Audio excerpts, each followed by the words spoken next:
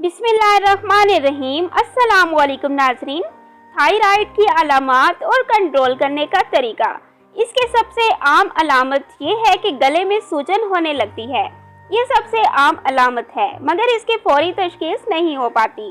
वजन तेजी से बढ़ने लगता है, सांस लेने में तकलीफ होने लगती है और मतवातर ये तकलीफ बढ़ती रहती है।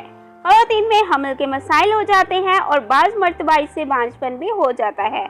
सर्दी ज़्यादा लगने लगती है, मसल्स में तकलीफ मुस्तकिल होने लगती है। थायराइड के मर्ज से आंखें मोटी हो जाती हैं। आयोडीन की कमी की वजह से हमारे हाथ ठंडे रहने लगते हैं। नौउम्र बच्चों का कद ना बढ़ना भी इसकी एक खामोश अलामत है। आवाज़ बदलती हुई और गूंजती हुई महसूस होने लगती है। तो अब हम थायराइड को कंट्रोल करने के तरीके के बारे में बात करते हैं। आधा कप पानी में दालचीनी, 2 अदद छोटी इलायची, आधा चम्मच सौंफ और थोड़ी सी अदरक का टुकड़ा लेकर अच्छी तरह उबालें। जब पानी 1 कप रह जाए तो नीम गर्म होने पर पी लें। ये इस मर्ज में एक अहम नुस्खा समझा जाता है। Please subscribe my channel.